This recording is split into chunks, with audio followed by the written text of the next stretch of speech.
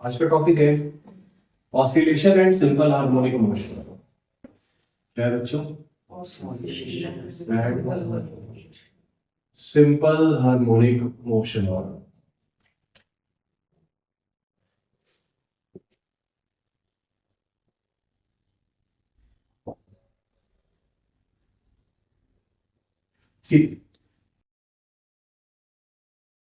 Oscillation से पहले हम लोग ये देखते हैं पीरियोडिक मोशन क्या होता है।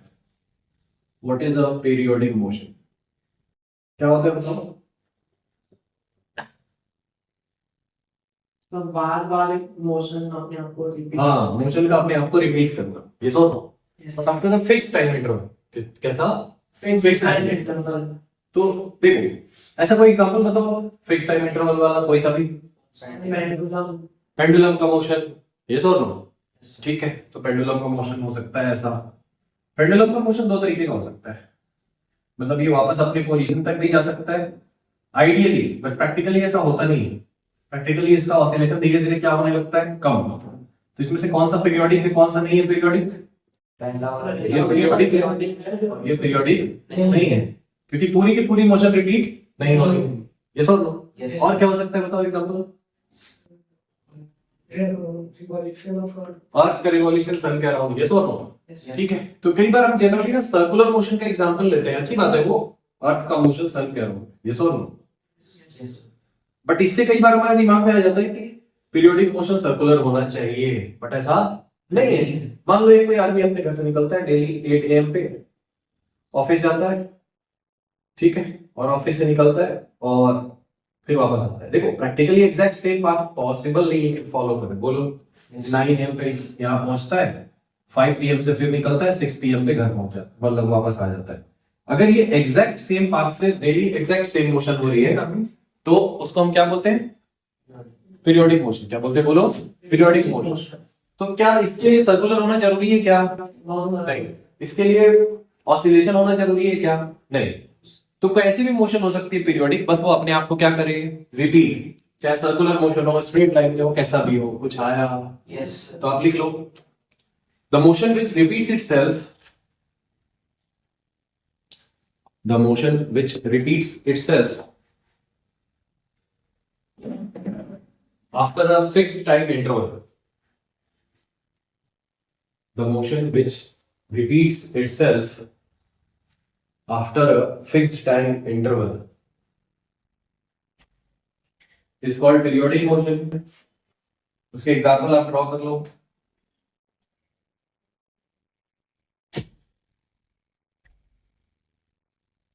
जानना वो 5 चलते हैं।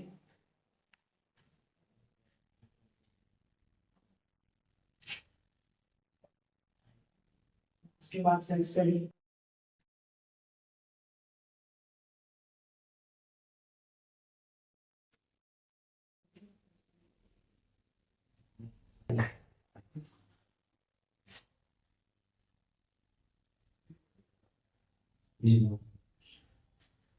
कुछ आई बात? तो फटाफट लिख लो आप। First example, second example, third example. Periodic motion. उसके बाद आता है ऑसिलेशन। क्या था बच्चों? Oscillation.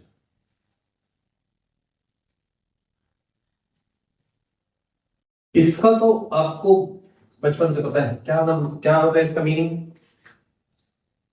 To and fro motion about a mean position. Very good. क्या लिखते हैं बच्चों हम लोग? To and fro motion about a mean position is called oscillation.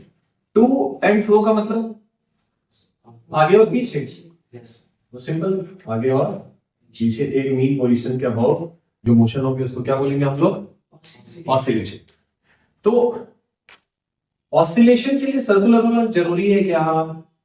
कि बिना सर्कुलर मोशन के हो सकता है? हो सकता है। जैसे स्प्रिंग मास सिस्टम है, बोलो, इसको अगर मैं यहाँ खींच के छोड़ूंगा तो इतनी ही दूर तक ये बार बार आगे पीछे करेगा। बोलो, आइडियली उतनी ही दूर तक करेगा, ठीक है। और मान लो उतनी दूर तक नहीं भी करता है, धीरे धीरे ऐसे कम भी होता जाता है, तो भी इसको हम ऑसिलेशन ही बोलेंगे। इसको बोलेंगे नेचुरल ऑसिलेशन और इस वाले को बोलेंगे डैम्प्ड ऑसिलेशन। क्या बोलेंगे बच्चों? ये कौन सा ऑसिलेशन है? Natural oscillation. ये कौन सा ऑसिलेशन है? Damped oscillation. डैम्प मतलब धीरे धीरे उसका एम्पलीट्यूड क्या होता जाएगा? कम होता जाएगा। कितने लोगों को क्लियर है? ठीक है, नोट कर लीजिए। ऑसिलेशन, तो इसके लिए भी सर्कुलर होने की जरूरत नहीं है, सर्कल में घूमने की जरूरत नहीं है। ये क्यों बता रहा हूं मैं? क्योंकि आगे अभी कुछ क्वेश्चन करेंगे हम लोग ट्रू फॉल्स वाला। नेचुरल और डैम्प नेचुरल मतलब बार बार उतने ही एम्पलीट्यूड तक जाना, ठीक है, आइडियली मतलब एनर्जी का कोई लॉस नहीं है, और इसका मतलब एनर्जी लॉस होते जाएगी और एम्पलीट्यूड क्या होता जाएगा? कम होता जाएगा। क्लियर है? ठीक है, ऑसिलेशन।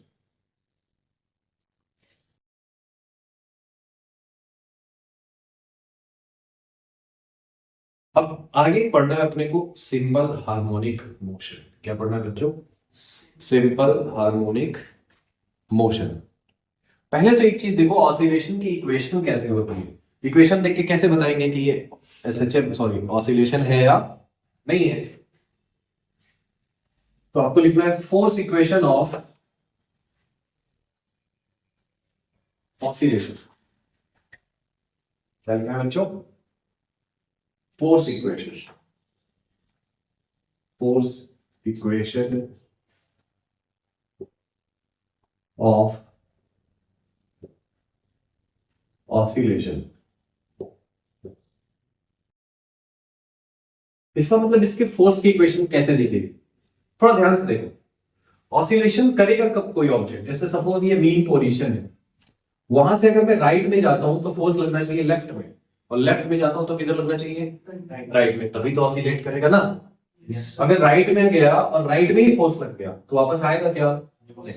तो ऐसा क्या कब होता है? ऐसा ऐसा बनाने के लिए ऐसा होना चाहिए कि फोर्स की इक्वेशन होनी चाहिए minus k x plus minus a raise to power n. ऐसा क्यों होगा? थोड़ा ध्यान से देखना। Where k is positive constant and n is odd, n is odd integer। n कैसा है बताओ? odd नंबर है, पॉजिटिव odd नंबर है। इधर देखो,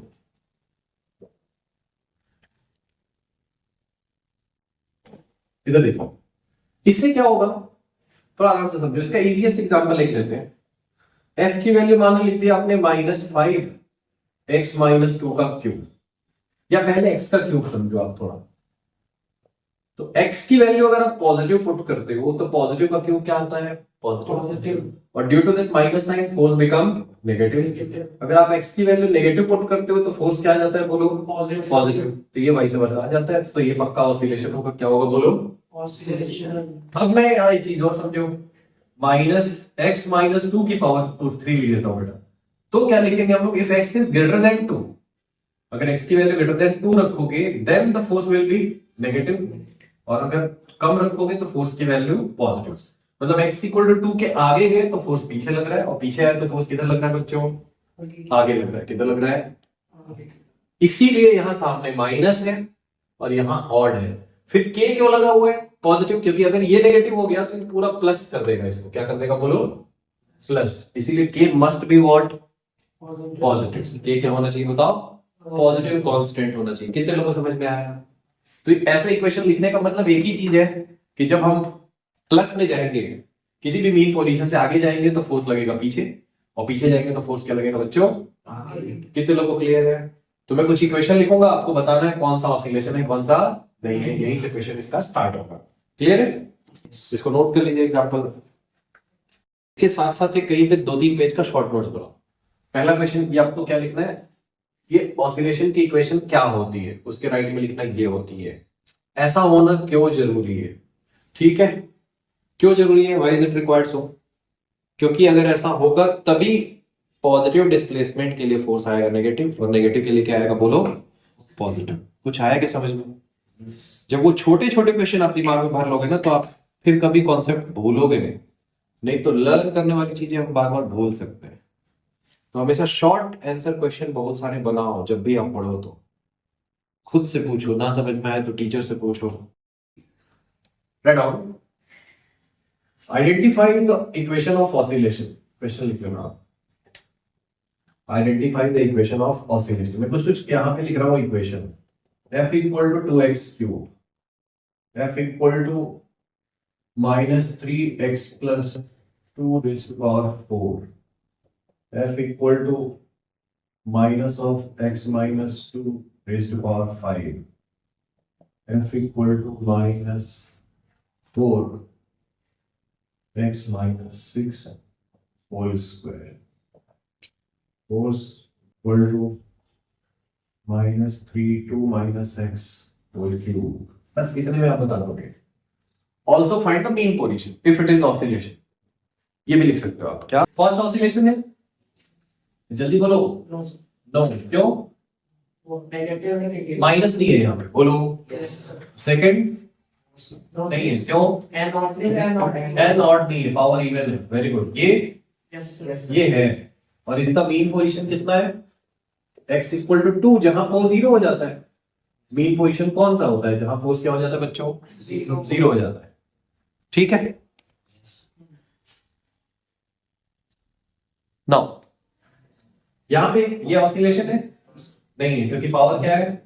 Even. इवन है। ये Yes. हाँ, ये लगता है कि ऑसिलेशन है। यहां भी माइनस है, यहां भी क्या है बोलो? Experiment. हाँ, अगर आप यहां से माइनस को कॉमन ले लोगे तो ये हो जाएगा x माइनस 2 का क्यूब। ऐसा इसका मतलब ये माइनस तो आया नहीं, इट इज नॉट ऑसिलेशन। बोलो। Yes. अब कुछ लोगों के दिमाग में आ गया क्या फर्क पड़ता है x माइनस 2 या 2 माइनस x, पुट करके देख लो ना। अगर ये ऑसिलेशन होता तो मीन पोजीशन क्या आती बताओ? x इक्वल टू 2 आती। अब x की वैल्यू ग्रेटर देन 2 रखोगे आप, x की वैल्यू ग्रेटर देन 2, तो ये टर्म आएगा नेगेटिव, नेगेटिव का क्यूब नेगेटिव, और ये हो जाएगा पॉजिटिव। तो अगर आप x इक्वल टू 2 के आगे जा रहे हो तो फोर्स लग रहा है पॉजिटिव, तो कभी ये वापस आएगा क्या? नहीं, इसका मतलब इट इज नॉट ऑसिलेशन। तो ये इंपॉर्टेंट है, ये लगता है कि ऑसिलेशन है बट ये है नहीं।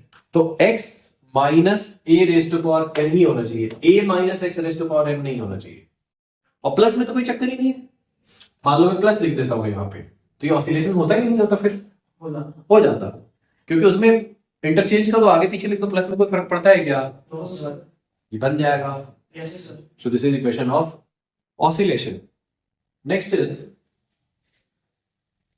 simple harmonic motion.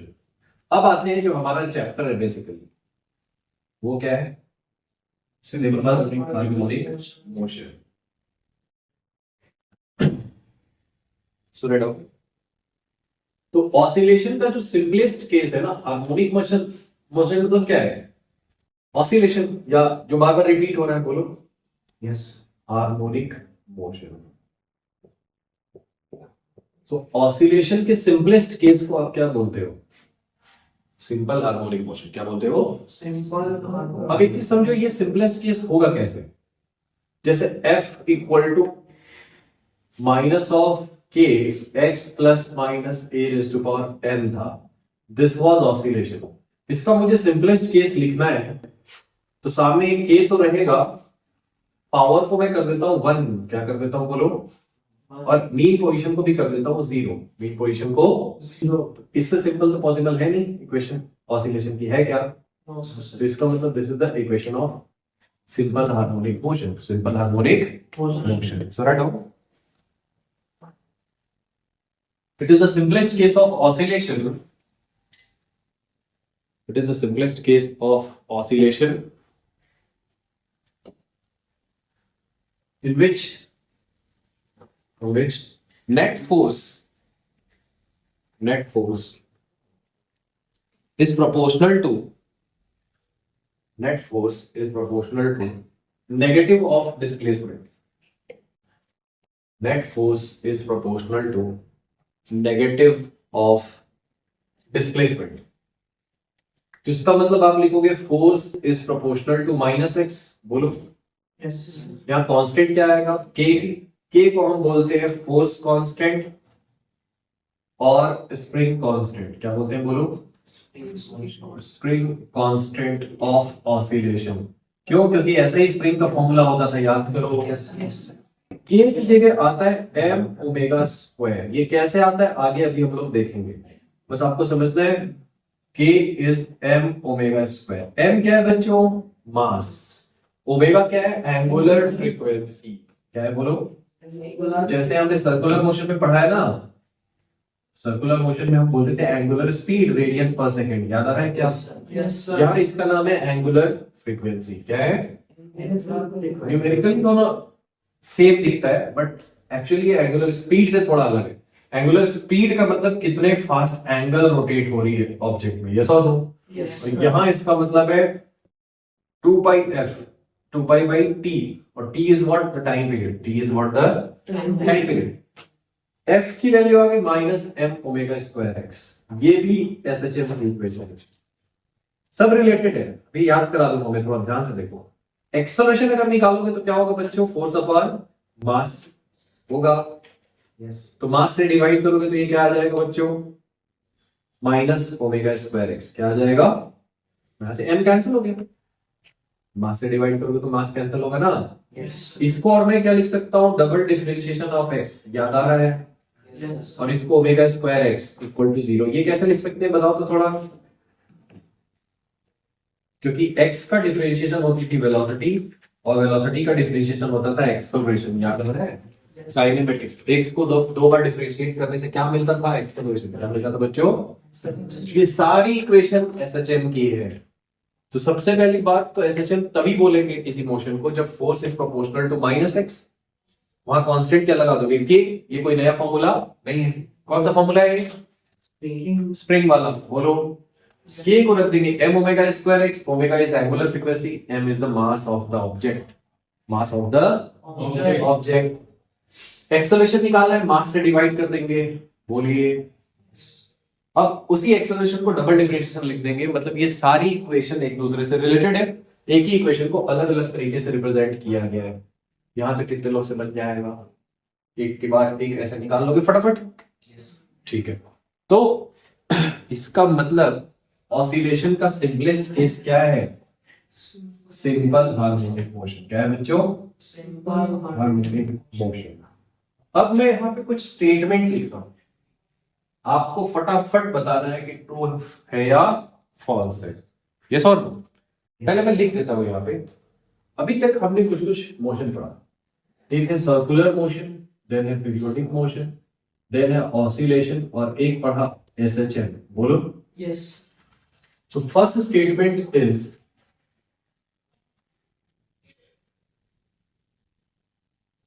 a circular motion is necessarily periodic। मतलब पीरियोडिक मोशन। बोलो। Yes, sir. इसका उल्टा a PM is necessarily circular motion। बोलो। Yes, sir. Next is a circular motion is necessarily oscillatory। इसका ठीक उल्टा and oscillation is necessarily circular। मतलब circular motion, CM लिख सकते हो।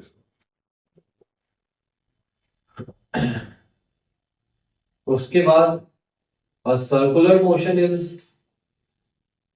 necessarily SHM and SHM is necessarily circular या CM। 7 अब PM is necessarily oscillatory। Next, and oscillation is necessarily periodic। A PM is necessary SHM and SHM is necessarily periodic। Last, and oscillation is necessarily SHM and SHM is necessarily oscillation. कितने sentence हो गए? 12. तो कहां से निकाला? 4C2 से निकाल दिया. मैथ्स में पढ़ा होगा permutation combination. Yes, yes. 4 into 3/2 इतने ही बन सकते हैं ना यहाँ पे सेंटेंसेस में. यस और नो? बोलो. ये तुम्हारा पूरा दिमाग खोल के रख देगा कि ये सारी मोशन क्या है. ये 12 चीजें कि इसमें से क्या क्या ट्रू है और क्या क्या फॉल्स है, ये आपको बताना है. सोचिए थोड़ी देर आराम से और कॉपी में लिख लीजिए कौन से ट्रू है कौन से फॉल्स है.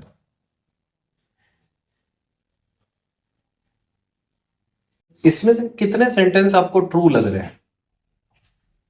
1, 12.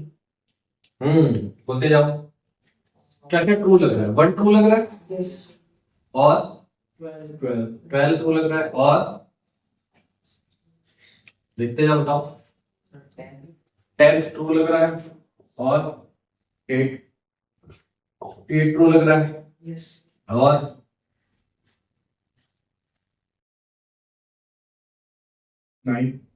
9 ट्रू लग गया और सोच बताओ आराम से. 5. 5 और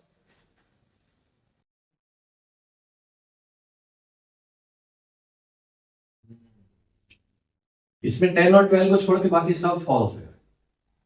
all statements are fall except 10 और 12. क्योंकि सिंपल हार्मोनिक मोशन जो है ना वो स्पेशल केस है किसका? ऑसिलेशन का. किसका केस है? ऑसिलेशन का. और उसमें बार बार मोशन पूरी रिपीट हो रही है, मतलब उसमें डैम्पिंग नहीं है, कम नहीं हो रहा है. तो ये दोनों ट्रू है, बाकी सब क्या है बताओ? फॉल्स. अब मैं बता रहा हूं फॉल्स क्यों है. ठीक है, देखो ऐसे क्वेश्चंस में करना क्या होगा, अगर आप ट्रू सोचोगे ना कि हाँ ये ट्रू लग रहा है तो बहुत सारा ट्रू लगने लगेगा. अभी थोड़ी देर में छोड़ देता तो सब ट्रू लगने लगेगा. अभी 5-6 निकल के आया ना, 12 में से 6-7 अभी ट्रू निकल के आया, लगा आपको ट्रू हो सकता है. थोड़ी देर और सोचोगे तो हाँ यार इसका एक एग्जांपल तो है मेरे दिमाग में.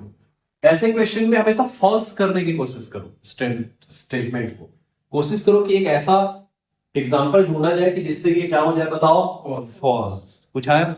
Yes. अब एक एक करके फॉल्स करते हैं. Circular motion is necessarily periodic. Circular motion के लिए पीरियोडिक होना जरूरी है क्या बार बार? क्यों? मान लो इसका एंगुलर स्पीड चेंज हो रहा है, इंक्रीजिंग और डिक्रीजिंग, तो इसका मतलब ये घूमने का टाइम इसका बार बार क्या होता रहेगा बताओ? Change. That's why the first is what? False. कितने लोगों को समझ में आया? क्या समझ में आया? चेंज हो रही है पार्टिकल के घूमने की स्पीड, तो हर बार उतने टाइम में ही सर्कल कंप्लीट नहीं होगा. तो ये कब फॉल्स है? When omega changes. If omega changes then first become false. पहले देखते जाओ. पीरियोडिक मोशन होने के लिए सर्कुलर होना जरूरी है? बिल्कुल जरूरी नहीं है. अभी थोड़ी देर पहले हमने एग्जांपल लिया था घर से ऑफिस, ऑफिस से घर वाला. बोलो. Yes. तो उसके लिए ना तो सर्कुलर होने की जरूरत है ना तो कुछ भी स्ट्रेट लाइन कुछ भी होने की जरूरत है. थर्ड, सर्कुलर मोशन होने के लिए ऑसिलेट करना जरूरी है क्या? नहीं. पार्टिकल सर्कल में घूम रहा है तो क्या वो ऑसिलेट कर रहा है क्या? नहीं कर रहा है. आगे पीछे होगा तो ऑसिलेशन कर रहा है. ऑसिलेशन होने के लिए सर्कुलर होना जरूरी है? बिल्कुल जरूरी नहीं है. अभी स्प्रिंग मास सिस्टम कर रहा था Yes. ऑसिलेट, तो क्या वो सर्कुलर मोशन था क्या? नहीं. इसलिए वो भी क्या है बताओ? फॉल्स. सर्कुलर मोशन एसएचएम होता है क्या? नहीं होता है. एसएचएम के लिए तो क्या होना चाहिए? ऑसिलेशन होना चाहिए. क्या होना चाहिए बोलो? तो फिफ्थ भी क्या हो गया? फॉल्स. एसएचएम के लिए सर्कुलर होना जरूरी है? नहीं है. जैसे ये स्प्रिंग मास सिस्टम है, ये भी एसएचएम हो सकता है. बोलो. स्प्रिंग मास सिस्टम है, ये क्या हो सकता है? बोलो. एसएचएम. बट वो सर्कुलर नहीं है. तो sixth is what? Wrong. Seventh, periodic motion के लिए ऑसिलेशन होना जरूरी है? नहीं है. ये देखो ये एग्जांपल, वही कोई सा भी एग्जांपल ले लो जिसमें बार बार मोशन क्या हो रही है बताओ? रिपीट हो रही है. उसके लिए ऑसिलेट करने की जरूरत नहीं है. ये आदमी ऑसिलेट करते करते थोड़ी जा रहा था ऑफिस. बोलो. नेक्स्ट, एट्थ वाला, and oscillation is periodic. Oscillation के लिए पीरियोडिक होना जरूरी है? नहीं. अगर वो डैम्प्ड ऑसिलेशन है so that is not periodic. याद आया क्या? Yes. Yes. तो डैम्प्ड ऑसिलेशन अगर हम लेंगे तो ये वाला बिल्कुल क्या हो जाएगा बताओ? फॉल्स. पीरियोडिक मोशन के लिए एसएचएम होना जरूरी है? नहीं. यही वाला एग्जांपल इसको फॉल्स कर देता है. क्योंकि यहाँ पीरियोडिक मोशन तो है बट एसएचएम नहीं है।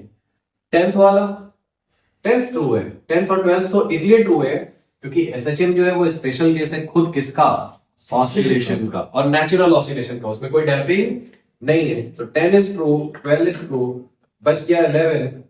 ऑसिलेशन इज नेसेसरली एसएचएम, ऐसा कोई जरूरी नहीं है। अगर मैं ऐसा लिख देता हूं x का क्यूब, तो ये ऑसिलेशन तो है बट नॉट एसएचएम। एसएचएम तभी होगा जब ये पावर 1 होगी, यस और नो। Yes. जिसको ऐसा भी बोलते हैं, all the SHM are oscillation but all the oscillation are not SHM. कितने लोग यहाँ तक क्लियर हो रहा है? पक्का? Yes. ठीक है। तो इसमें सिर्फ 2 ही सेंटेंस ट्रू होते हैं जो स्टार्ट होते हैं ऐसे, एन एसएचएम इज नेसेसरली, सिर्फ वही वाले ट्रू होते हैं।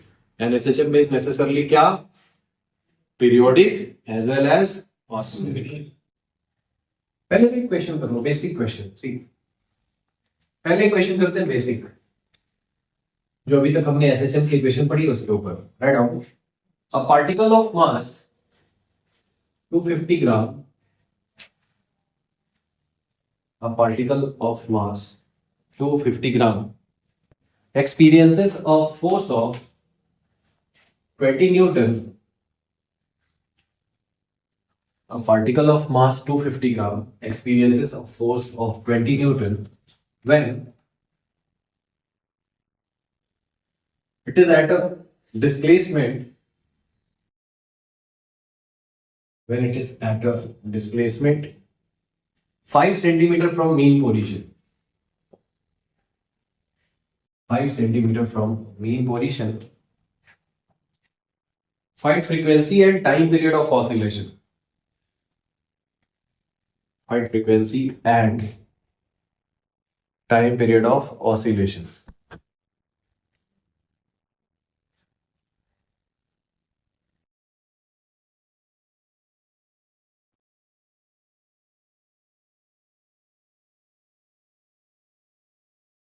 कौन सा फॉर्मूला लिखेगा?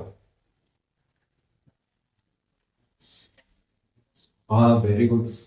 F equal to minus m omega square x, क्योंकि मास गिवन था और x गिवन था डिस्प्लेसमेंट। बोलो Yes. तो क्या आ रहा है, चेक करके बताइए तो थोड़ा वहां से, फ्रीक्वेंसी एंड टाइम पीरियड।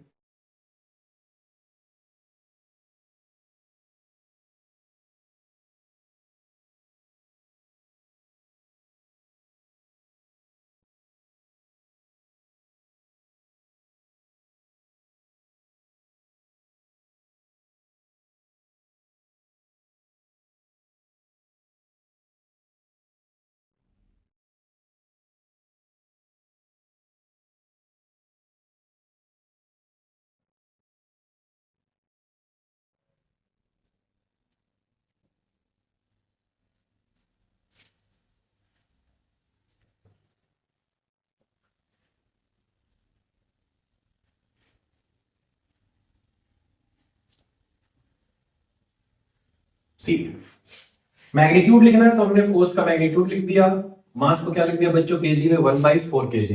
बोलो ओमेगा स्क्वायर एक्स, एक्स को क्या लिख दिया 5 सेंटीमीटर। अब ये 80/5 हो गया 16, और ये 10⁻⁻2 ऊपर जाके 1600। ओमेगा इज 40 रेडियन पर सेकेंड। एंगुलर फ्रीक्वेंसी पूछा जाएगा तो ये आंसर है, बट हमसे फ्रीक्वेंसी पूछी गई है तो उसको 2πf रख देंगे, इसको डिवाइड कर देंगे तो क्या आ जाएगा 20/π हर्ट्ज। 20/π हर्ट्ज का मतलब इतने ऑसिलेशंस पर सेकेंड। फ्रीक्वेंसी का मतलब ही होता है हाउ मेनी ऑसिलेशंस पर सेकेंड। कुछ आया? और टाइम पीरियड क्या होगा बच्चों इसका, रिवर्स 2π/40। वो क्या बताता है एक ऑसिलेशन कंप्लीट होने में कितना टाइम लगेगा। कुछ आया? Yes. तो ये हो गया frequency and time period. Note कर लो आप, सिंपल सा कंपैरिजन वाला क्वेश्चन, कंपेयर कर दिया सीधा। कितने लोग आ गया था ये? हाँ गुड।